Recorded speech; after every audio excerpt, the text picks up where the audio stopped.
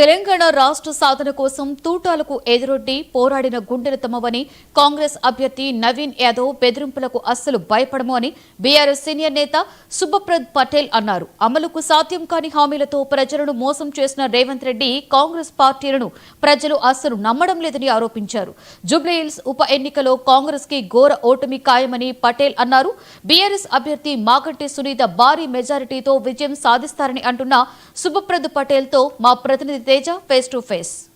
జూబ్లీహిల్స్ ఉప ఎన్నిక ప్రచారంలో బీఆర్ఎస్ పార్టీ శ్రేణులు దూసుకుపోతున్నారు. మొత్తంగా మరి కాసేపట్లో అయితే మాత్రం కేటీఆర్ యూసుఫ్ కూడా డివిజన్కు చేరుకోబోతున్నారు. ఇక్కడ భారీ జన సమీకరణ కూడా జరిగింది. బీఆర్ఎస్ పార్టీకి సంబంధించినటువంటి నాయకులంతా కూడా చాలా భారీగా కూడా ఇక్కడికి చేరుకుంటున్నారు. అయితే మనతో బీఆర్ఎస్ పార్టీ సీనియర్ నాయకులు సుబ్రత్ పటేల్ మనతో ఉన్నారు. మాట్లాడదాం. పటేల్, చెప్పండి, అసలు ఎలా ఉండబోతుంది ఇక్కడ ప్రచారంలో? అడుగడుగునా కూడా మీరు దూసుకుపోతున్నారు, ఇంటింటికి వెళ్ళి కాంగ్రెస్ వైఫల్యాలను చెప్పేటువంటి ప్రయత్నం చేస్తున్నారు. ఎలాంటి పరిస్థితి ఎదురవుతుంది మీకు? 100% ఈరోజు మొత్తం జూబ్లీహిల్స్ అంతా కూడా బీఆర్ఎస్ పక్షాన ఉన్నది, కేసీఆర్ గారి పక్షాన ఉన్నది. ప్రజలు మా గులాబీ కండువా చూడంగానే ఇంట్లోకి పిలిచి కూర్చోబెట్టుకొని నీళ్ళు దాపి మాట్లాడుతున్నటువంటి పరిస్థితి ఉంది. వాళ్ళ సాధక బాధకాలు హైడ్రా అనే ఒకటి తీసుకొని వచ్చి ఇక్కడ మొత్తం పేదల ఇల్లులు కూడా కొడుతుంటే ఆ రోజు పేదల పక్షాన కొట్లాడింది, పేదలకు అండగా ఉన్నది బీఆర్ఎస్ పార్టీ, కేటీఆర్ గారు, కేసీఆర్ గారు, హరీష్ రావు గారు. మా నాయకత్వం అంతా కూడా పేదల పక్షాన ఉన్నది. అదేవిధంగా కాంగ్రెస్ ఈ రెండు సంవత్సరాల కాలంలో అమలు చేయకుండా పేదల నడ్డి విరిచినటువంటి ప్రభుత్వం కాంగ్రెస్ ప్రభుత్వం. హామీలు ఏదైతే 420 హామీలు అమలు చేయలేదో దానికి వ్యతిరేకంగా కూడా పోరాటం చేస్తున్నది ఆ కాంగ్రెస్ పార్టీ మెడల్ వంచుతుంది, ఈ ప్రభుత్వం మెడల్ వంచుతున్నది బీఆర్ఎస్ పార్టీ. కాబట్టి ప్రజలందరూ కూడా ఆదరిస్తున్నారు. గతంలో 10 సంవత్సరాలు కేసీఆర్ గారి పాలనలో బ్రహ్మాండంగా అభివృద్ధి చెందింది హైదరాబాదు, తెలంగాణ అంతా కూడా. పర్ క్యాపిటల్ ఇన్కమ్ కావచ్చు, ఇండస్ట్రియల్ గ్రోత్ కావచ్చు, అగ్రికల్చర్ గ్రోత్ కావచ్చు, అన్ని రంగాల్లో తెలంగాణ తారాస్థాయికి చేరింది. అదేవిధంగా ఈరోజు కాంగ్రెస్ హయాంలో 22 నెలల కాలంలో జీఎస్టీ వసూళ్ళ చూసుకుంటే గత నెలలో మొత్తం కూడా ఆల్ టైమ్ లోయెస్ట్గా 28వ ర్యాంక్ వచ్చింది. గతంలో నంబర్ 1, నంబర్ 2 ఉన్నటువంటి తెలంగాణ ఈరోజు కాంగ్రెస్ హయాంలో మొత్తం చిట్ట చివరి స్థానానికి వచ్చినటువంటి పరిస్థితి. ఈ దుస్థితి కారణం కాంగ్రెస్ అని ప్రజలు గ్రహిస్తున్నారు. కానీ నేను తలుచుకుంటే ఇక్కడ బీఆర్ఎస్ పార్టీ నాయకులు ఎవరిని తిరగనివ్వనని చెప్పని ఇక్కడ కాంగ్రెస్ పార్టీ అభ్యర్థి నవీన్ అంటున్నారు. ఏం భయపడుతున్నారా సార్? మేము ఇది భయపడేటటువంటి గుండెలు కావు సార్. మేము తెలంగాణ కోసం కొట్లాడినాం. లాఠీలు, తూటాలు అన్నిటి జడిసి అన్నిటికి అడ్డగా నిలబడి తెలంగాణ కోసం కొట్లాడి జైళ్ళు, కేసులు అన్నీ అనుభవించినటువంటి వాళ్ళం.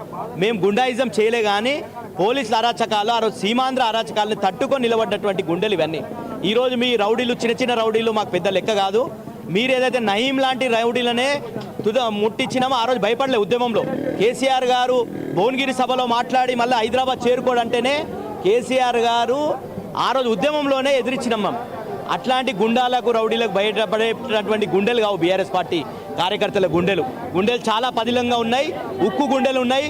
టీఆర్ఎస్ పార్టీ సైనికులై 60 లక్షల సైన్యం మాది. కుటుంబ సభ్యుల్లాగా మేము అందరం కూడా కలిసి కట్టుకుంటాం. ఒక కాకికి గాయమైతే అన్ని కాకిలు ఏ విధంగా వస్తాయో, ఒక గులాబీ సైనికునికి గాయమైతే, ఒక గులాబీ సైనికుని మీదకి ఏమన్నా హాని జరిగితే 60 లక్షల గులాబీ సైన్యం మొత్తం కూడా వాలిపోతుంది ఇక్కడ జూబ్లీహిల్స్లో. ఖబర్దార్ నవీన్ యాదవ్, నువ్వు ఒళ్ళు దగ్గర పెట్టుకొని మాట్లాడు. నువ్వు ఏదైతే వార్నింగ్లు ఇస్తున్నావో నీ వార్నింగ్లకి ఎవడు భయపడడు.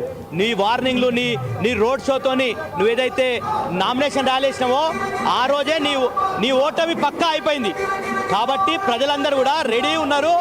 బీఆర్ఎస్ పార్టీని వేల మెజార్టీతో గెలిపేయడానికి సిద్ధంగా ఉన్నారు. షేక్పేటలో భారీ జన సమీకరణ అయింది, రహమత్ నగర్లో భారీ జన సమీకరణ అయింది. యూసఫ్గూడలో ఎలా ఉండబోతుంది కేటీఆర్ రోడ్ షో?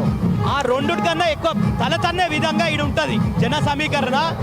మా నాయకులు పోచంపల్లి శ్రీనివాసరెడ్డి గారు ఇక్కడ ఇన్ఛార్జ్ ఉన్న డివిజన్కి, అదేవిధంగా గంగుల కమలాకర్ గారు, అందరూ కూడా మాజీ మంత్రులు, వృద్ధి రవిచంద్ర గారు, ఎంపీ గారు, చాలామంది ఉన్నారు. అందరం కూడా కృషి చేస్తున్నాం. 10-15 వేల మందికి తక్కువ కాకుండా సభ జరుగుతుంది. మొత్తంగా చూస్తే మాత్రం 15,000 మంది కంటే ఎక్కువగా కూడా ఇక్కడికి రాబోతున్నారు. బీఆర్ఎస్ పార్టీకి సంబంధించినటువంటి నాయకులు కావచ్చు, బీఆర్ఎస్ పార్టీ అభిమానులు కావచ్చు, అందరూ ఇక్కడికి రాబోతున్నారు. కేటీఆర్ షో యూసఫ్గూడ డివిజన్లో భారీ జన సమీకరణతో ఇక్కడ భారీ సక్సెస్ కాబోతుంది అనేటువంటిది అయితే మాత్రం ఇక్కడ బీఆర్ఎస్ పార్టీ శ్రేణులు చెప్తున్నటువంటి పరిస్థితిగానే చెప్పాలి. Video journalist Abdul